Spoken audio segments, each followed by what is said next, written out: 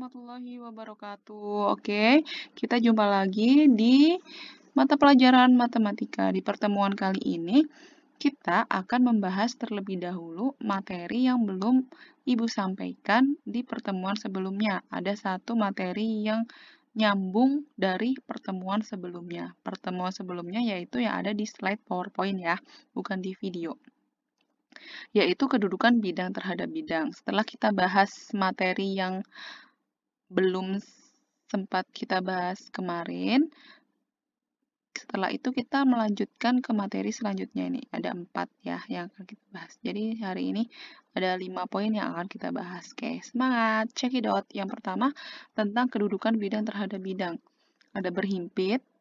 Nah, berhimpit itu jika kedua bidang itu minimal mempunyai 3 buah titik persekutuan yang tidak segaris. Nah, yang namanya berhimpit itu seperti ini. Ada bidang alfa, ada bidang beta. Terus, nah, dia mempunyai 3 titik persekutuan yang tidak segaris. Minimal 3 titik, dia sudah disebut berhimpit. Titik A, B, C terletak di bidang alfa dan juga terletak di bidang beta. Maka alfa dan beta itu berhimpit. Nah, kalau seperti ini bagaimana contohnya? Ada bidang alfa dan ada bidang beta, otomatis berhimpit ya. Kalau seperti ini, alfa di sini, beta di sini.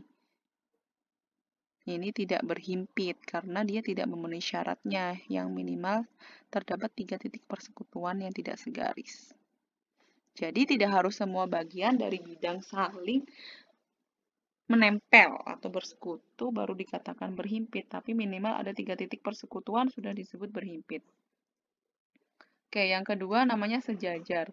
Sejajar itu jika kedua bidang itu tidak mempunyai titik persekutuan meskipun kedua bidang diperluas. Nah, contoh ada bidang alfa di bawah dan bidang beta di atas. Nah, ini jika bidang alfa dan beta diperluas,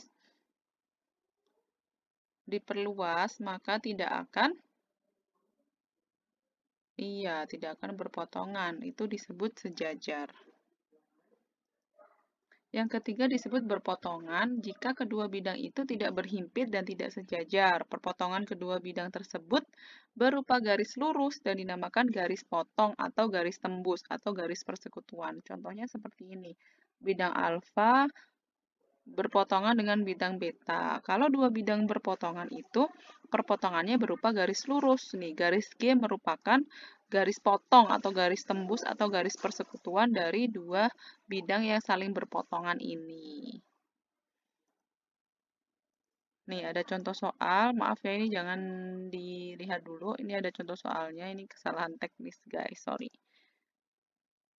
Oke, ini ada contoh soalnya seperti ini. Buatlah kubus ABCDEFGH. Bagaimanakah kedudukan bidang ADH terhadap ADHE, CDEF, ABGH, dan BCGF? Berarti langkah pertama kita harus membuat kubusnya terlebih dahulu. Nih, kubus ABCDEFGH. Jangan lupa kalau menamai kubus itu dari depan, bawah yang depan AB, terus belakang CD, EF, GH, gitu ya. Nah, sekarang berarti kedudukan bidang ADH. Kalau gitu kita tandai dulu kedudukan bidang ADH yang mana? Di sini ya, berupa segitiga berwarna merah. Terhadap bidang ADHE. ADHE yang mana?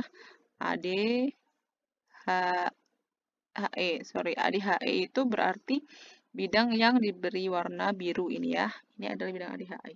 Nah, kira-kira apa kedudukannya? Apakah berhimpit, sejajar, atau berpotongan? Iya, yang paling tepat adalah berhimpit. Lalu bidang ADH terhadap bidang CDEF. Mana CDEF? Nih, CDEF ini yang berwarna kuning ya bidangnya. Bisa membayangkan ya. ADH segitiga ini, segitiga merah tadi. CDEF adalah bidang yang kuning ini. Dia apa kira-kira? Iya, berpotongan. Berpotongannya di mana ya garis potongnya? Apakah di ED atau KD?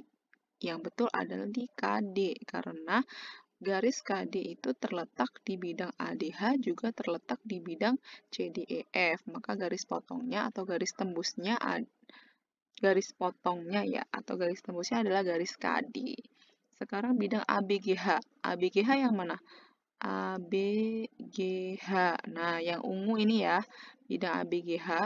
Jadi kalian bayangkan bidang ADH itu yang tadi segitiga ini, bidang ABGH itu yang bidang berwarna ungu ini. Apa kira-kira kedudukannya? Iya, mereka berpotongan juga. Garis potongnya yang mana? Garis potongnya adalah yang AH, betul sekali. Ya kan? Yang ketiga yaitu ADH terhadap BCGF. BCGF mana? Iya, BCGF adalah bidang yang berwarna hijau ini. Kira-kira apa segitiga di sini? Ini BCGF di sini. Iya, dia sejajar karena diperluas kemanapun kedua bidang itu tidak akan berpotongan. Oke, paham ya? Lanjut, berarti sekarang diagonal pada kubus. Yang pertama ada diagonal bidang. Diagonal bidang itu yang mana sih? Nah, ini ada sebuah kubus. Nah, ini yang dinamakan diagonal bidang. Garis AF, garis BE, garis contohnya memang lagi CF, BG, CH, DG, dan lain sebagainya ya. Nah, bagaimana dengan panjang diagonal bidang? Dengan panjangnya berapa? Nih, panjang dari diagonal bidang sebuah kubus itu adalah rusuk akar 2. Oke. Contoh ya, jika diketahui panjang rusuk sebuah kubus adalah 10 cm, maka panjang diagonal bidangnya adalah 10 akar 2. Karena rumusnya rusuk akar 2 ini khusus untuk kubus ya, tidak untuk bangun ruang yang lainnya. Ada pertanyaan? Iya, nggak bisa ya. Oke. Yang kedua ada diagonal ruang. Diagonal ruang itu yang mana? Nah, diagonal ruang itu contohnya ini AG, CE, mana lagi ada lagi DF, HB, dan lain-lain ya. Bagaimana dengan panjang dari diagonal ruang? Kalau diagonal ruang itu rusuk akar 3 ya. Oke, contohnya jika diketahui panjang rusuk sebuah kubus adalah 6 cm, maka panjang diagonal bidangnya adalah 6 akar 3, kan rusuknya 6 di akar 3. Oke. Gampang ya. Jadi rumus diagonal pada kubus ini perlu untuk kalian ketahui untuk membantu kalian nanti ketika menyelesaikan masalah tentang jarak. Jarak titik ke garis, titik ke titik, titik ke bidang. Nanti itu insya Allah akan banyak kalian gunakan. Oke? Jadi nggak usah menghitung lagi berapa ya panjang diagonal bidang, berapa panjang diagonal ruang gitu. Jadi langsung aja otomatis kalau ruang rusuk akar 3, bidang rusuk akar 2 gitu. Nah, kemudian ada bidang diagonal. Yang mana bidang diagonal? Bedanya apa diagonal bidang sama bidang diagonal? Nah, bidang diagonal itu berupa bidang. Nih, bidang diagonal contohnya ini A, B, GH. Ini namanya bidang diagonal. Kalau diagonal bidang tadi berupa garis, kalau bidang diagonal berupa bidang, bidang yang miring. Kalau diagonal bidang itu garis yang miring, yang ada di ruang. Kalau ya, yang ada di sebuah bidang. Kalau bidang diagonal ini, ABGH, terus apa lagi contohnya? CD, EF, terus apa lagi? AD, GF, CB, EH, dan lain-lain ya. Nah, luas bidang diagonal, karena dia berupa bidang, jadi dia punyanya rumus luas. Luasnya adalah rusuk kuadrat akar 2. Ya, oke. Bisa dimengerti? Kalau belum jelas, boleh diputar lagi ke belakang videonya, diulang-ulang tidak masalah. Yang penting bisa paham dengan materi ini. Oke, lanjut. Nah, ini ada garis tegak lurus bidang. Ini sebenarnya ada dalil. Dalil itu apa ya? Konsep gitu ya. Konsep untuk mendukung atau konsep untuk bekal kita supaya nanti bisa mengerjakan soal-soal tentang jarak. Intinya di dimensi 3 ini yaitu di menentukan jarak ya. Jarak tadi titik ke titik, titik ke garis, dan titik ke bidang. Oke. Dalil yang pertama itu jika sebuah garis tegak lurus pada sebuah bidang, maka garis ini akan tegak lurus juga pada setiap garis yang terletak pada bidang itu. Nah, jadi kalau ada sebuah garis yang dia tegak lurus bidang, otomatis garis itu tegak lurus juga terhadap semua garis yang ada di bidang itu. Paham nggak? Dicermati baik-baik ya kalimatnya sambil mendengarkan penjelasan dari Ibu ini. Gitu ya. Nah, kalau dalil 2, garis tegak lurus bidang itu yang bagaimana sih? Dalil 2 ini tentang garis tegak lurus bidang itu yang seperti apa? Kapan dikatakan garis tegak lurus bidang itu? Ketika atau jika sedikitnya garis tersebut tegak lurus dengan dua garis yang berpotongan pada bidang tersebut. Ini maaf nih kurang ya, maksudnya yang berpotongan pada bidang tersebut. Karena kalau dia garisnya berpotongan pada bidang lain, juga tidak bisa disebut garis tersebut tegak lurus terhadap bidang. Jadi syaratnya, kapan garis itu tegak lurus terhadap bidang? Jika sedikitnya garis tersebut tegak lurus dengan dua garis yang saling berpotongan pada bidang tersebut. Oke? Nah, dalil 3. Jika ada dua garis sejajar dan salah satunya tegak lurus pada sebuah bidang, maka garis lainnya juga tegak lurus bidang itu. Misalkan nih ada dua garis yang sejajar, yaitu garis G dan garis H.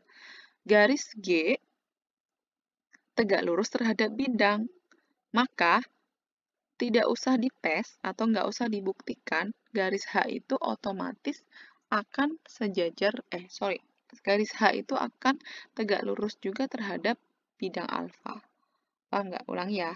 Misalkan ada dua garis, yaitu garis G dan garis H. Nah, garis G itu tegak lurus terhadap bidang alfa. Secara otomatis, karena garis H sejajar dengan garis G, maka garis H juga tegak lurus dengan bidang alfa. Paham? Ya, kalau nggak paham bisa dicermati lagi ya. Oke, seperti itu. Lanjut.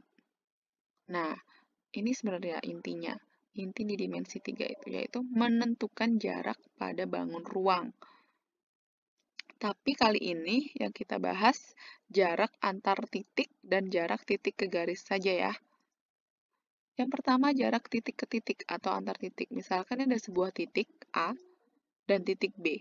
Nah, yang dikatakan jarak dari titik ke titik itu yang mana?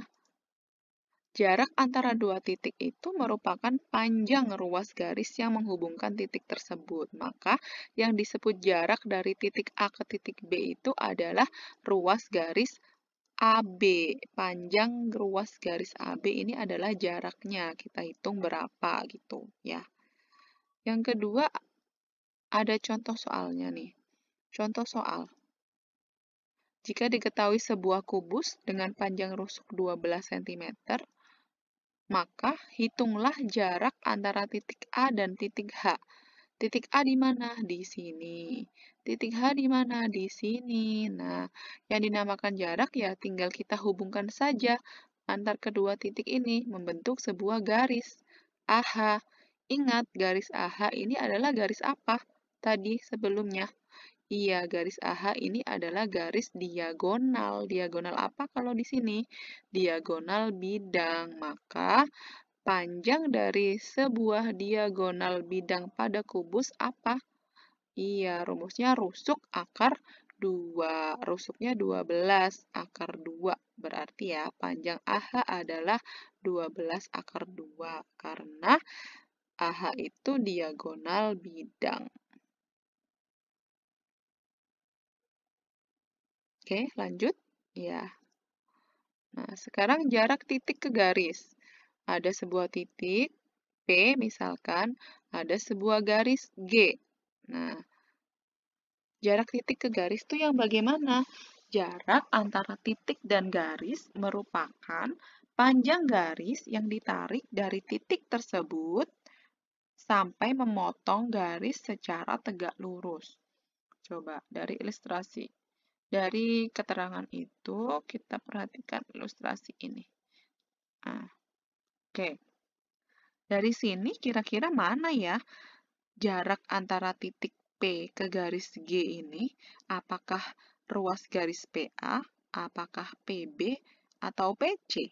Kita cermati yang sesuai dengan keterangan tadi bahwa jarak antara titik dan garis itu adalah garis yang tegak lurus. Ya, yang memotong secara tegak lurus berarti iya, jarak antara titik P dan garis G adalah panjang garis PB karena PB tegak lurus terhadap garis G. Tidak mungkin PA atau PC karena PA dan PC tidak tegak lurus. Oke ya. Contoh soal. Nih, ada sebuah kubus. Sama ya, ini kubus yang tadi dengan panjang rusuknya 12 cm. Yang pertama, hitung jarak antara A ke BC. Yang B, A ke CG. Yang C, titik A ke garis CE. Oke. Yuk, coba kita bahas. Wow.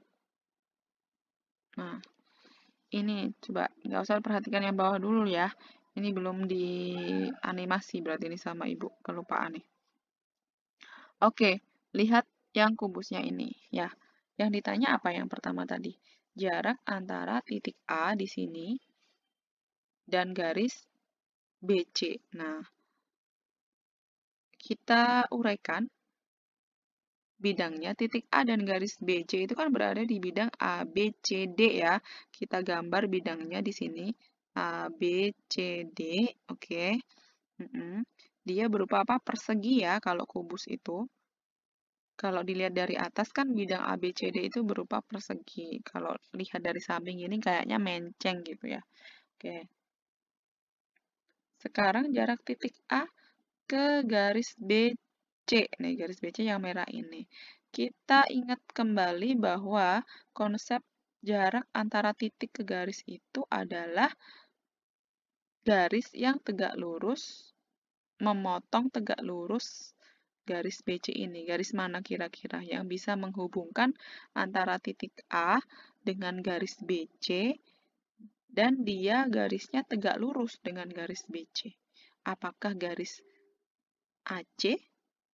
Garis AC? Coba bisa dihubungkan? Iya, bisa menghubungkan antara titik A dan garis BC. Tapi garis AC ini tidak tegak lurus terhadap garis BC. Maka garis AC bukanlah jarak antara titik A dan garis BC. Yang benar adalah garis AB, karena garis AB tegak lurus kan ini terhadap garis BC. Oke, berarti berapa panjangnya? Garis AB merupakan rusuk dari kubus tersebut, maka panjang garis AB adalah 12 cm. Jadi jarak antara titik A dengan garis BC itu adalah garis AB, yaitu sepanjang 12 cm. Oke, lanjut. Contoh yang kedua adalah ini, jarak titik A dan garis CG yang merah ini ya. Nah, berarti kita cari garis yang tegak lurus yang bisa menghubungkan antara titik A dan garis CG, tapi garis tersebut harus tegak lurus dengan garis CG. Garis mana ya kira-kira? Coba, iya garis AC. Tapi apakah garis AC itu tegak lurus dengan CG? Tegak lurus tidak? Coba kita lihat. Iya, garis AC itu tegak lurus dengan CG. Karena apa? Karena AC tegak lurus CG berdasarkan dalil 1. Ingat nggak dalil 1? Jika ada sebuah garis yang tegak lurus bidang, nah, garis CG kan tegak lurus terhadap bidang ABCD, maka garis tersebut tegak lurus juga terhadap garis yang ada di bidang tersebut. Paham nggak? Dalil 1 Ibu ingetin lagi ya. Jika ada sebuah garis yang tegak lurus bidang, maka garis tersebut tegak lurus juga terhadap garis yang ada di bidang tersebut. Ngerti? Oke. Karena ini CG tegak lurus ABCD, maka CG juga tegak lurus terhadap garis AC, karena garis AC ini terletak pada bidang ABCD.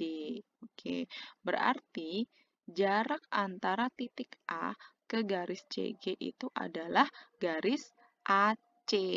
Nih, garis AC. Nah, panjang garis AC berapa? Garis AC itu adalah diagonal bidang, maka panjangnya 12 akar 2. Aduh, ini tipe lagi nih, kok 12 doang. Ini berarti kurang akar 2 ya, ini seharusnya panjang diagonal bidang itu 12 akar 2. Sorry, ralat ya. Oke.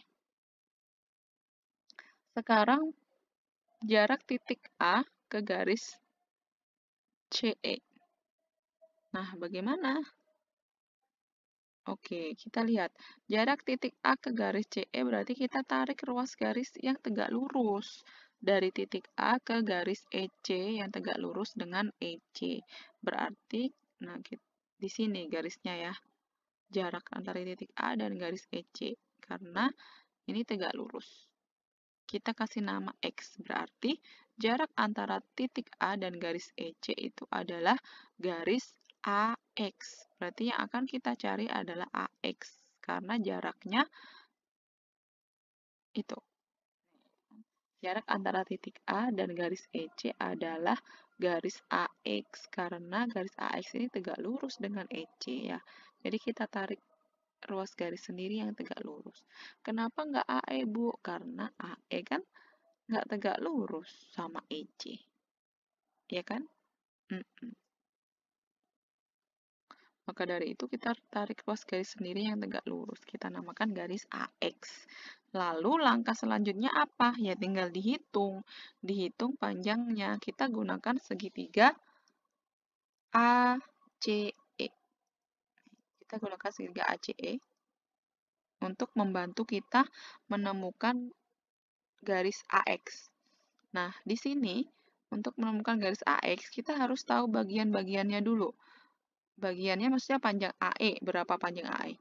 Iya, panjang AE itu adalah rusuk kubus. Rusuknya berapa? 12 cm. Betul. Nah, panjang AC berapa? Panjang AC. AC itu adalah sebuah diagonal bidang, maka panjangnya 12 akar 2. Ya. Kalau CE, ingat-ingat, CE adalah sebuah diagonal ruang, maka panjangnya berapa diagonal ruang? Iya, 12 akar 3. Nah, kalau semua sisi sudah diketahui panjangnya, maka kita insya Allah dengan mudah bisa menemukan panjang AX ini. Bagaimana caranya? Caranya yaitu dengan menggunakan persamaan luas segitiga. Masih ingat nggak luas segitiga itu gimana caranya? Nih. Luas segitiga itu caranya kan setengah kali alas kali tinggi. Nah, di sini kita lihat dulu ruas kiri, kita samakan dengan ruas kanan. Dalam segitiga ini, kita bisa menggunakan, untuk mencari luas segitiganya, kita bisa menggunakan alasnya AC dan tingginya AE. Oke, alas AC, tinggi AE. Nah, sekarang di ruas kanan kita bisa gunakan alas dan tinggi yang lain. Yang mana itu?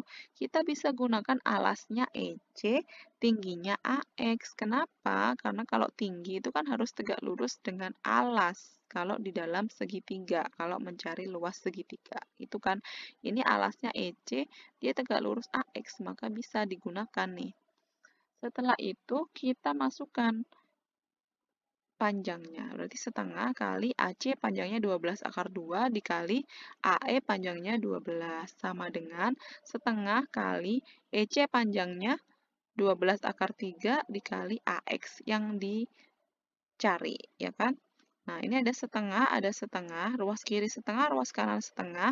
Kita coret saja. Oke. Ruas kiri ada 12, ruas kanan ada 12 akar 3. Kita cukup coret di ruas kanan 12-nya aja. Berarti ruas kiri tinggal 12 akar 2, ruas kanan tinggal akar 3 kali AX. Maka untuk mencari AX itu sama dengan 12 akar 2 dibagi akar 3. Nah, sebenarnya sampai sini aja bisa. Tapi kurang cantik, maka kita rasionalkan supaya bentuknya lebih cantik ya. Maka dari itu masih ingat dirasionalkan? Iya, kita kali dengan penyebut per penyebutnya ya. 12 akar 2 per akar 3 dikali akar 3 per akar 3 karena penyebutnya akar 3. Kalau penyebutnya akar 2, maka merasionalkannya dengan mengalikan akar 2 per akar 2. Jadi tergantung dengan penyebutnya berapa ya kalau merasionalkan. Ya, kalau begitu berarti tinggal kita kalikan. Pembilang kali pembilang, penyebut kali penyebut. 12 akar 2 kali akar 3 yaitu 12 akar 6. Akar 3 kali akar 3 yaitu 3. Nah, bisa kan 12 kita bagi 3? Ya, hasilnya 4. Jadi 4 akar 6. Oke, itu Ibu rasa cukup pertemuan kali ini yang kita bahas. Yang pertama yaitu tadi melanjutkan materi yang kemarin yaitu tentang kedudukan bidang terhadap bidang, kurang satu tentang kedudukannya. Yang kedua ada diagonal pada kubus. Ada diagonal bidang, diagonal ruang, dan bidang diagonal. Yang ketiga ada jarak antara titik ke titik. Lalu ada jarak antar titik ke garis. Oke, sekian pertemuan kali ini. Semoga bermanfaat. Kalian yang di rumah jaga kesehatan selalu dan mohon doanya supaya pandemi ini segera berakhir. Kita semua bisa sama-sama lagi belajar di kelas. Oke? Assalamualaikum warahmatullahi wabarakatuh.